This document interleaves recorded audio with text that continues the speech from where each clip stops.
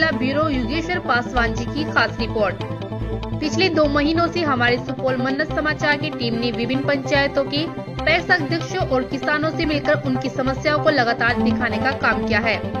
वहीं आज सुपौल प्रखंड अंतर्गत करीहो पंचायत में जब हमारे जिला चीफ योगेश्वर पासवान जी किसानों पर बात करने पैक्स अध्यक्ष के पास पहुंचे, तो पैक्स प्रबंधक राजकुमार यादव ने अपनी जानकारी साझा करते हुए कहा कि हमारे यहाँ किसानों द्वारा फसलों की उपज सबसे अच्छी होती है। प्रतिवर्ष गेहूं, मकई, धान की उपज पहले नंबर पर होती है, लेकिन अधिकतम किसानों का अनाज जो पैक्स को नहीं मिल पाता है, क्योंकि विभाग से लक्ष्य कम ही दिया जाता है। क्योंकि किसानों की उपज के हिसाब से पंचायत को अधिप्राप्ति के लिए विभाग को अन्य सुविधा देनी चाहिए, जो नहीं दिया जाता है। वहीं पैक्स प्रबंधक ने कहा कि इस बार मुझे विभाग से 8100 का लक्ष्य मिला, जिसमें हमने कुल 196 किसानों का धान जो लगभग 8633 क्विंटल ही खरीद पाया और शेष ऐसे 25 से 30 किसानों के पास धान बची हुई है, क्योंकि लक्ष्य कम रहने के कारण कुछ किसान का बचा हुआ है। वही जानकारी देते हुए उन्होंने कहा कि आगे 1 अप्रैल के बाद जो गेहूं की अधिप्राप्ति होनी है, उसके लिए भी अभी तक विभाग द्वारा CMR नहीं दिया गया है और न ही मिलों से चावल मिला है। अगर जल्द CMR देकर चावल प्राप्त हो जाए तो गेहूं की रखरखाव के लिए गोदाम पर्याप्त हो जाएंगे, जो केवल 200 MT का ही है। वहीं करीहो पंचायत पैक्स प्रबंधक राजकुमार यादव जी ने विभाग से अन्य मांग की है। सुनिए। नमस्कार। जैसा कि आपने देखा है, पिछले 2 महीने से सुपौल जिले के विभिन्न पंचायत के पैक्स अध्यक्ष का आपको खबर ग्राउंड रिपोर्ट आपने दिखाने का हमने काम किया है। तो इसी कड़ी में अभी हम मौजूद हैं सुपौल प्रखंड के करीहो पंचायत में और हमारे साथ अभी जुड़े हैं करीहो पंचायत के पैक्स प्रबंधक। क्या नाम है आपका? राजकुमार यादव जी।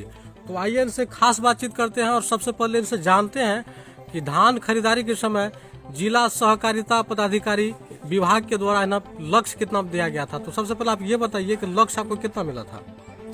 टोटल लक्ष्य हमको 8100 कुंटल का था। जी, 8100 का आपको लक्ष्य दिया गया और पहला सीसी जो है विभाग के द्वारा कितने % का हुआ था? फर्स्ट परसेंट माने सीसी मेरा लगभग 20% हुआ था। उसके बाद फिर सीसी को बढ़ा के 40% किया गया। जी, उनके बाद 60%। जी, उनके बाद 60%। तो आप मुझे ये बताइएगा कि आपने सीसी से मिले जितने भी राशि थे उनसे आपने किसानों के कितने धान खरीदारी किए? जितना भी हमको सीसी हुआ था, कम से कम जो फर्स्ट टाइम में सरकार का मन अधिप्राप्ति का मुख्य योजना था कि छोटे किसान से पहले अधिप्राप्ति करना है, तो मैंने छोटे किसान से लगभग जो भी राशि था उसका अधिप्राप्ति किया एवं हमने अपने स्तर से पूरा प्रयास किया कि किसी का धान नहीं रहना चाहिए। तो आपने धान खरीदारी के समय छोटे किस्म के किसान जो थे उनको पहले प्राथमिकता दी? जी जी। तो कितने ऐसे किसानों का आपने धान खरीदे और कै कुंटल लगभग कितने कुंटल? लगभग टोटल 196 किसान से इस बार मेरा अधिप्राप्ति हुआ पैक्स के द्वारा, जिसमें 8633 कुंटल धान अधिप्राप्ति किया गया करीहो पैक्स के द्वारा। तो आप जो धान खरीदारी कर रहे थे तो सरकार द्वारा न्यूनतम दर कितने रेट पर आप धान खरीदारी किसानों का किया? धान का जो सरकार के द्वारा फिक्स प्राइस है 1940 रुपया प्रति कुंटल है और 25 रुपया प्रति कुंटल माने बोरा का बैग का मिलता है। 1965 में तो टोटल पैसा किसान के खाता में 1965 पर कुंटल के हिसाब से जाता है कि अगर आप 1 कुंटल धान दीजिएगा तो आपको 1965 रुपया पैक्स के द्वारा आपके खाता में जाएगा। जी, तो आप ये बताइए कि आपके 15 फरवरी तक समय सीमित था कि किसानों का धान खरीद लेना है? जी जी जी, सरकार के द्वारा इस समय फिक्सेड था कि 15 फरवरी तक ही अधिप्राप्ति करना है। तो 15 फरवरी तक आपने कितने किसानों का धान खरीदारी किया? और ऐसे ये बताइए कि अनुमानित कितने ऐसे किसान होंगे जो आपके पंचायत में बचे हुए हैं जो धान आपके पैक्स को नहीं दे पाए हैं? लगभग हमारी समझ से 25-30 तो कम से कम अभी ऐसे किसान हैं जिनके पास धान बचा हुआ है और लक्ष्य कम रहने के कारण अगर किसी को माने 70 कुंटल है या 80 कुंटल है तो उनका किसी का 40 कुंटल लिया गया, किसी का 50 कुंटल लिया गया, माने कम करके कि ताकि 80 कुंटल है तो उनका किसी का 40 कुंटल लिया गया, किसी का 50 कुंटल लिया गया, माने कम करके कि ताकि किसान का संख्या बढ़े और सबका धान माने बिक जाए, इस दृष्टिकोण से कि कोई नहीं छूटे। आप ये भी बताइए कि खाद अधिप्राप्ति के लिए क्या आपको लाइसेंस प्राप्त है विभाग से? जी जी, खाद अधिप्राप्ति के लिए लाइसेंस है मेरे पास। तो हाल में आपने देखा कि किसानों को खाद के लेकर एक बहुत बड़ी समस्या थी, तो क्या आपने किसानों का धान आपूर्ति करने का काम, खाद देने का काम आपने किया था? खाद हमारे पास इफ्को कंपनी का मिक्सचर और इफ्को का DAP। तो हमको इफ्को कंपनी से जितना भी खाद लगभग हम 3 बार यूरिया लाए, 2 बार DAP लाए, 2 बार मिक्सचर लाए।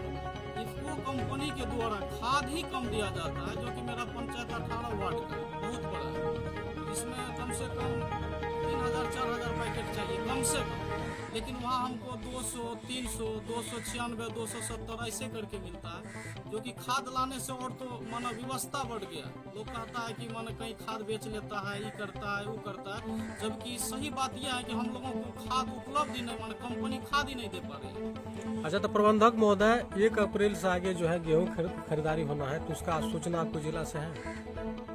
जी, ऐसा तो अभी तक हम लोगों को सूचना नहीं है, लेकिन चिट्ठी हम लोगों को विभाग के द्वारा अगले बार भी हम गेहूं की प्राप्ति किए थे, फिर चिट्ठी लगभग विभाग के द्वारा हम लोगों को मिल जाएगा। तो विभाग से आप क्या मांग चाहते हैं, इस बार क्या चाहते हैं, गेहूं में किस तरह की प्राथमिकता आपको मिलनी चाहिए?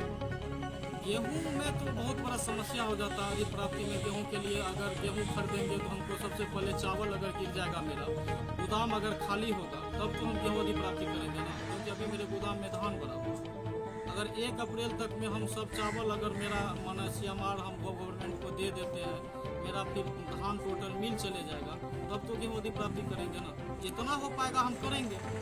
जी, तो जैसा कि आपको मालूम होगा कि बिहार सरकार ने जो अधिसूचना जारी किया है, उसमें अपनी बातों को विस्तृत रूप से रखे हैं कि पैक्स अध्यक्ष के यहाँ जितने भी धान की समस्या हो, जैसे कि धान खरीदारी नहीं हो पाई है, चाहे विभाग की समस्या रही हो या पैक्स अध्यक्ष की रही हो, आगे गेहूं की खरीदारी होगी। अगर मान लीजिए तमाम किसानों का आप अगर गेहूं अगर खरीद नहीं पाते हैं और जो बचा हुआ धान है उसकी खरीदारी नहीं हो पाई है, तो उस कर में बिहार सरकार ने उन्हें खरीदने का निर्देश दिया है। तो क्या आपको लग पा रहा है कि आगे 1 अप्रैल से जो गेहूं खरीदारी होगी उसमें यहाँ के जितने भी किसान हैं जो पैक्स से जुड़े हुए हैं खासकर, उन तमाम किसानों का आप गेहूं खरीद पाएंगे? अगर विभाग साथ दिया तो हम सब गेहूं की प्राप्ति कर पाइएगा। अच्छा, आप ये बताइए, अगर देखिए गेहूं में उस टाइम तो बारिश स्टार्ट हो जाती है ना, रखने का रखरखाव होना चाहिए, गोदाम होने चाहिए। धान के टाइम में बारिश नहीं होती है कि हम धान तो हम सब गेहूं की प्राप्ति कर पाइएगा। अच्छा, आप ये बताइए, अगर देखिए गेहूं में उस टाइम तो बारिश स्टार्ट हो जाती है ना, रखने का रखरखाव होना चाहिए, गोदाम होने चाहिए। धान के टाइम में बारिश नहीं होती है कि हम धान थोड़ा दिन के लिए बाहर भी स्टॉक कर देते हैं, लेकिन गेहूं अगर ज्यादा दिन हम स्टॉक नहीं कर सकते क्योंकि उसमें सूड़ा लग जाता है, और उसके लिए एनी टाइम गोदाम चाहिए। अच्छा, तो आपके पैक्स अध्यक्ष या क्या कहते हैं करियो पंचायत में जो है नए और पुराने कितने ऐसे किसान हो जो पैक्स से जुड़े हैं? लगभग 3000। 3000 है। नए कितने होंगे उनमें किसान? लगभग नए किसान तक जो रजिस्ट्रेशन हाल में किया है, तो उसकी सूचना आपको है कितने ऐसे किसान? नया का तो नहीं, लगभग पंचायत है यहाँ तो रजिस्ट्रेशन कराने के बाद सब किसान हो जाता है कि हम किसान रजिस्ट्रेशन करवा लिए, लेकिन मूलतः ये गाँव किसान का ही है। 90% कहा जाए तो खेती ही होता है, उपजाऊ जमीन है। हम लोगों का धान भी बढ़िया होता है, गेहूं भी बढ़िया होता है, पटुआ भी बढ़िया होता है, मूंग भी बढ़िया होता है। तो विभाग से आप क्या मांग चाहते हैं, मांग क्या करना चाहेंगे, क्योंकि आप 1 अप्रैल के बाद गेहूं खरीदारी होगी? गेहूं के समय में जैसा निर्देश होगा विभाग का, निर्देश का पालन करते हुए गेहूं की प्राप्ति करेंगे, लेकिन उसके लिए तो भंडारण क्षमता चाहिए ना। विभाग से तो हम यही मांग करेंगे कि जितना जल्दी हो सके मेरा CMR माने गिरवा दिया जाए, ताकि हम मिल को धान दे पाए, मेरा गोदाम खाली हो जाएगा। जितना जल्दी खाली हो पाएगा हम तुरंत गेहूं की प्राप्ति करेंगे। जी, यहाँ के पैक्स अध्यक्ष कौन हुए? श्री जनार्दन यादव। और आप प्रबंधक, आपका नाम? राजकुमार। जानकारी देने के लिए धन्यवाद।